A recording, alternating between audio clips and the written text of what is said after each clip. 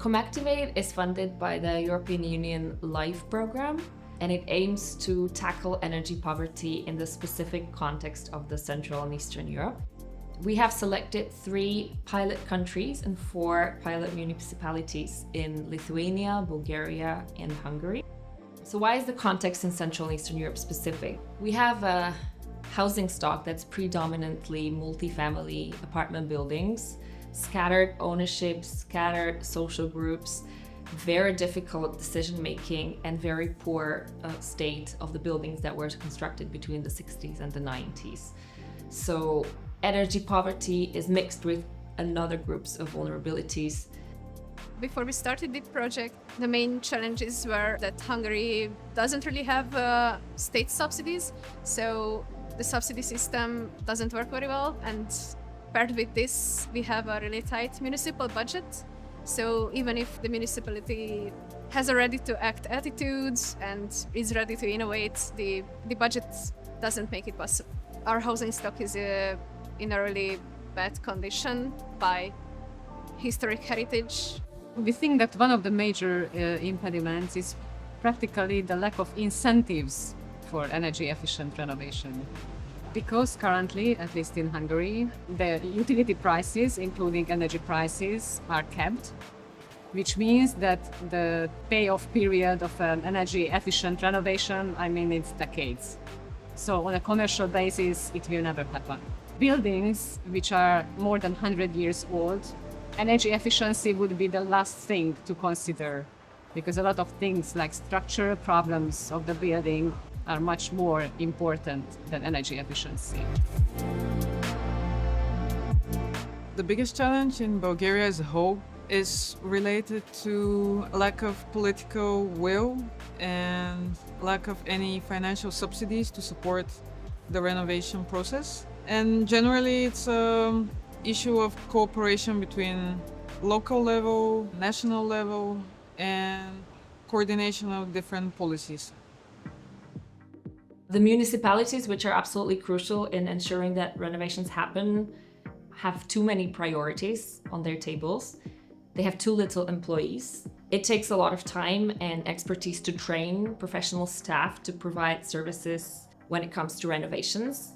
How are we trying to deal with this? So first of all, we do promote the multi-stakeholder dialogue across the many levels of government and governance. We support the setup or improvement of the operations of the one-stop shops in the 4 pilot municipalities, which are Burgas in Bulgaria, Elektrėnai and Kaišiadorys in Lithuania, and the district of Józsefváros in Budapest, Hungary.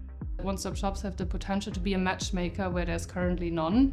So connecting financial institutions with municipalities, with existing municipal services, with SMEs, and of course with citizens. We really need them as kind of system glue to make renovations a reality in Europe.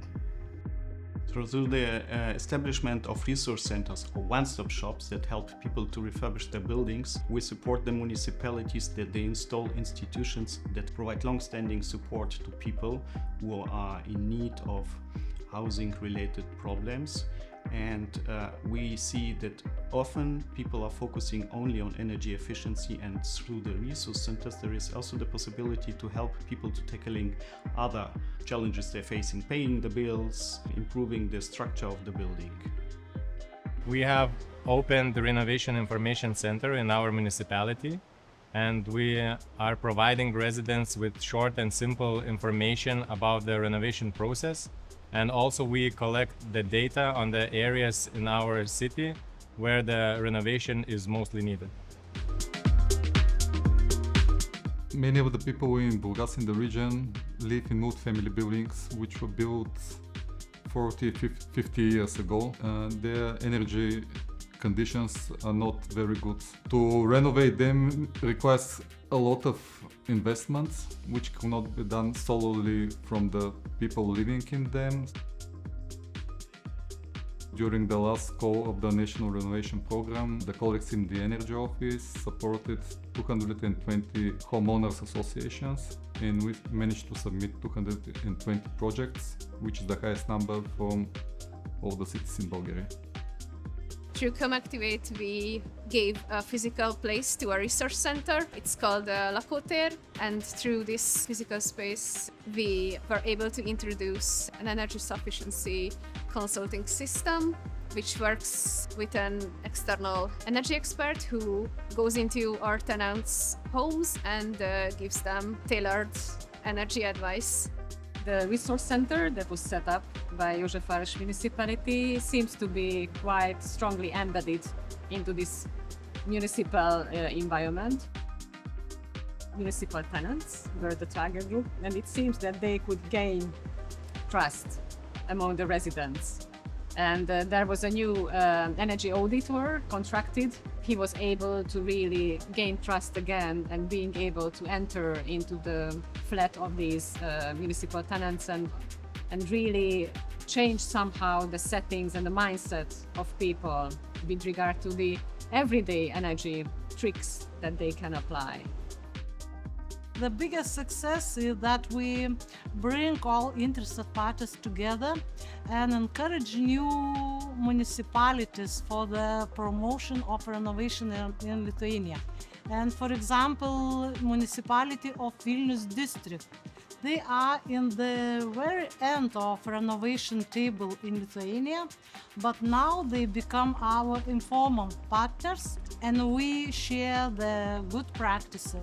I think the best experience what we had a lot of trainings, and now we know how better to talk with people and how when you have an argument or something, it's easier to talk with them now. Within the project, we have also introduced neighborhood approaches into these municipalities, neighborhood approaches to renovations that are not only energy efficient, but also bring the concept of energy sufficiency. So how can the neighborhood have and produce enough energy for themselves to have a comfortable life?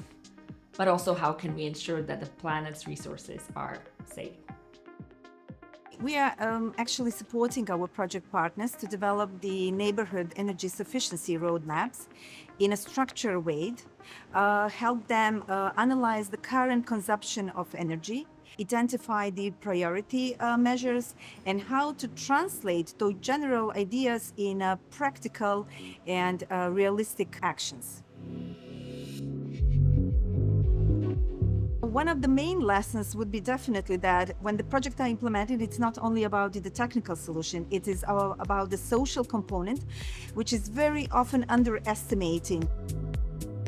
Locally, we are helping to build the capacity of all the stakeholders that are working on the issue. We're working with homeowners associations, with citizens, with NGOs that are active in Burgas.